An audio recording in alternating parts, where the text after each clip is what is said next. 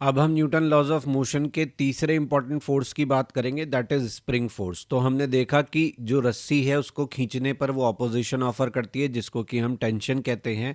Spring के अंदर ये ऑपोजिशन हमें दोनों केस में मिलता है, चाहे हम स्प्रिंग को कंप्रेस करें चाहे हम उसको इलोंगेट करें, दोनों ही केस में हमें स्प्रिंग फोर्स मिलता है।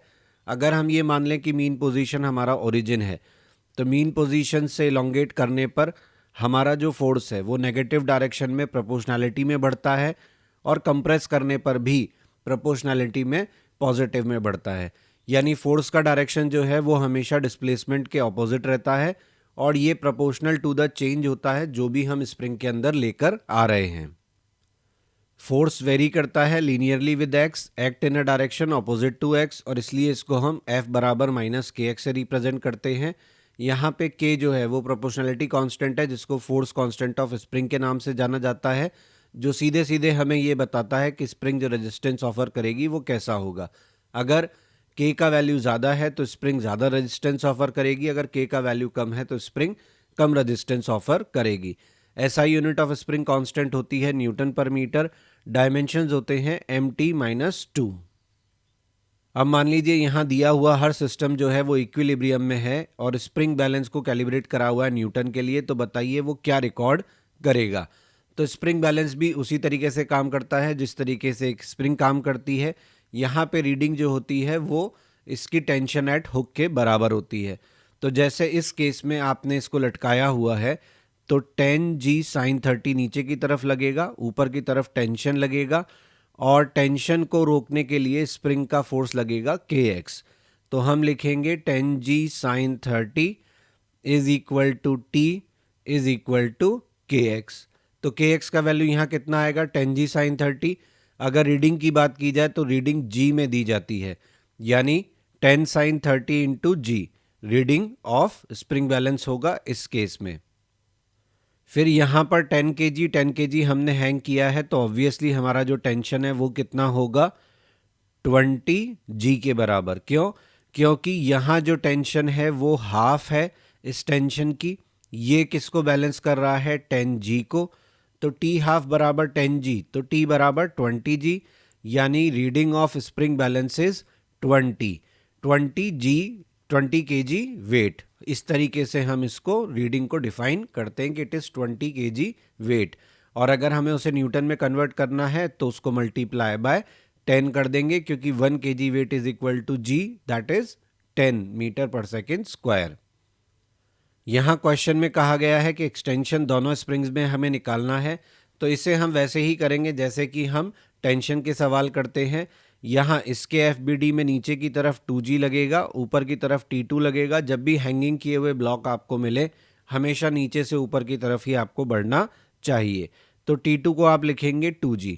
अब इस वाले ब्लॉक पर आते हैं तो इस पर 1G लग रहा होगा नीचे, और जो टेंशन यहाँ 2 kg वाले पर ऊपर लग रही है वो 1 kg वाले पर नीचे लगेगी। इन दोनों फोर्सेस की वजह से नीचे जाने की कोशिश करेगा तो इसे कौन बचाएगा T1। तो यहाँ पे T1 का वैल्यू कितना होगा G प्लस T2, और T2 का वैल्यू हमने कितना रखा 2G, तो ये कितना हो जाएगा 3G। यहाँ टेंशन को ही हम स्प्रिंग का kx बोलेंगे। क्यों? क्योंकि जो काम टेंशन करती है वही काम यहाँ पे कौन कर रहा है kx कर रहा है। तो हम यहाँ पे अगर 2G से निकालना चाहते हैं तो इसको रखेंगे K2x2, तो x2 कितना हो जाएगा 2G यानी 20/K2। K2 का वैल्यू कितना है 100, तो ये कितना आया 0.2 मीटर। और यहाँ पे 3G का वैल्यू रखेंगे K1 x1 के बराबर, तो x1 कितना आ जाएगा 30/K1, ये कितना है 100, तो ये आएगा 0.3 मीटर। तो ऑब्वियसली ये ज़्यादा आना ही था। क्यों? क्योंकि यहाँ पर जो टेंशन लग रहा है वो ज़्यादा है 3G है, यहाँ जो टेंशन लग रहा है वो 2G है। यहाँ क्वेश्चन में हमें कहा है कि सारे फोर्सेस जो हैं वो इक्विलिब्रियम में हैं, तो F1 F2 की वैल्यू हमें कैलकुलेट करनी है। इक्विलिब्रियम के क्वेश्चन का मतलब ये होता है कि हमें सभी डायरेक्शंस में नेट फोर्स क्या करना है 0। तो हम हॉरिजॉन्टल वर्टिकल में इक्विलिब्रियम देख लेते हैं, वैसे तो सभी डायरेक्शन में है बट वो हमारे लिए ईजियर है। तो 10 न्यूटन नीचे लग रहा है, F1 इधर लग रहा है, F2 को हम कंपोनेंट में डिवाइड कर लेते हैं। ये एंगल 60 है तो ये एंगल कितना होगा 60, यानी F2 का इधर कंपोनेंट कितना आएगा F2 साइन 60 और इस तरफ कितना आएगा F2 cos 60। इसी तरीके से 10 न्यूटन के लिए कर लेते हैं। तो ये 60 तो ये वाला 60, ये 30 तो ये कितना हो जाएगा 60, यानी इधर जुड़ेगा 10 cos 60 और इधर जुड़ेगा 10 sin 60। तो हमें क्या इक्वेशन मिली फाइनली? हमें मिला F2 sin 60 यानी √3/2 प्लस 10 cos 60 यानी 1/2 is equal to F2 cos 60 यानी /2। तो /2 से कैंसिल कर दिया। F2 √3 plus 10 is equal to F2। तो F2 को हम क्या लिख सकते हैं? 10/1 माइनस √3। और F1 का वैल्यू निकालेंगे तो F1 प्लस 10 sin 60 यानी √3/2 should equal to F2 cos, ये हमने 10 के बराबर रखना था। ये जो सारे फोर्सेस थे F2 sin 60 प्लस 10 cos 60, ये किसको बैलेंस कर रहे थे? 10 न्यूटन को। तो F2 √3/2 is equal to 10 minus 5, तो F2 का वैल्यू आया 10/√3। अब यहाँ पे हॉरिजॉन्टल डायरेक्शन में देखते हैं तो राइट में जो फोर्स लग रहा है वो है F1 plus 10 sin 60 which is equal to F2 cos 60 यानी F2/2। तो यहाँ से F1 plus 5√3 is equal to, ये कितना हो जाएगा? 5/√3। F1 का वैल्यू हो जाएगा 5/√3 माइनस 5√3। तो इक्विलिब्रियम का मतलब ये है कि पहले हमने summation of all forces in y direction 0 किया, फिर हमने summation of all forces in x direction 0 किया, जहां x अलोंग हॉरिजॉन्टल है और y अलोंग वर्टिकल है। क्वेश्चन में कहा है कि एक बर्ड है, वो मास m का है, मिडिल ऑफ स्ट्रेच स्ट्रिंग पे बैठा है, टेंशन स्ट्रिंग इतनी होगी, हमें ये प्रूव करना है। तो कैसे प्रूव करेंगे? वेरी सिंपल, यहाँ पे टेंशन इधर भी लगेगी और इधर भी लगेगी, और ये एंगल थीटा है, तो ये दोनों एंगल भी कितने होंगे? थीटा होंगे। तो हमारी टेंशन के कॉस कंपोनेंट एक दूसरे को कैंसिल कर लेंगे, केवल साइन कंपोनेंट ऐड होंगे। तो दोनों टी के साइन कंपोनेंट ऊपर की तरफ लग के क्या देंगे? 2t साइन थीटा, जो किसको बैलेंस कर रहे होंगे? mg को। तो टी का वैल्यू हमें क्या मिलेगा? mg/2 sine theta. अगले क्वेश्चन में हमें दिया है 70 kg का मैन है, वेइंग मशीन पे खड़ा है, 50 kg लिफ्ट में है, पुल करता है रोप को जो लिफ्ट को सपोर्ट कर रही है। फोर्स पूछा है जिससे कि मैन को रोप को खींचना चाहिए ताकि लिफ्ट स्टेशनरी रहे। उस केस में वेट ऑफ द मैन भी हमसे पूछा है, जो वेइंग मशीन यहाँ पर शो कर रही होगी।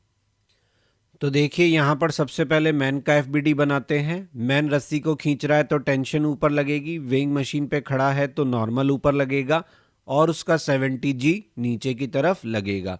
लिफ्ट का FBD बनाते हैं तो लिफ्ट प्लस मैन दोनों का वेट मिलाकर कितना हुआ? 70 प्लस 50 120, 120G नीचे लगेगा। अब जो यहाँ पे स्ट्रिंग का अरेंजमेंट दिया है उसको देखिए, ये टेंशन T है, ये भी T है और ये भी T है। तो कितनी टेंशन है जो टोटल लग रही है यहाँ लिफ्ट के ऊपर? 3T। तो 3T is balancing 120G, that means T is equal to 40G या 400 न्यूटन। और अगर मैन के इक्विलिब्रियम की बात करें तो T plus N is equal to 70G, so N equal to 70G minus T, यानी 70G minus 40G, that makes it 30G।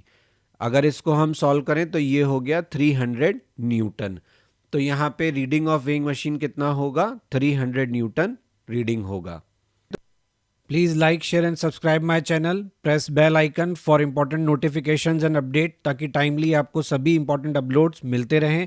आप हमारा ब्लॉग भी विजिट कर सकते हैं, दैट इज़ क्वेश्चन नहीं बनता blogspot.com, जहाँ पे आपको सभी लेक्चर्स के रिटन फॉर्मेट में जो नोट्स हैं वो अवेलेबल हैं और क्वेश्चंस के सोल्यूशन अवेलेबल हैं। आपको कोई सजेशन है तो आप मुझे मेल कर सकते हैं, मेरा मेल ID यहाँ दिया हुआ है। फेसबुक पेज और इंस्टा पे आप टिप्स ऑफ द डे के लिए ज्वाइन कर सकते हैं।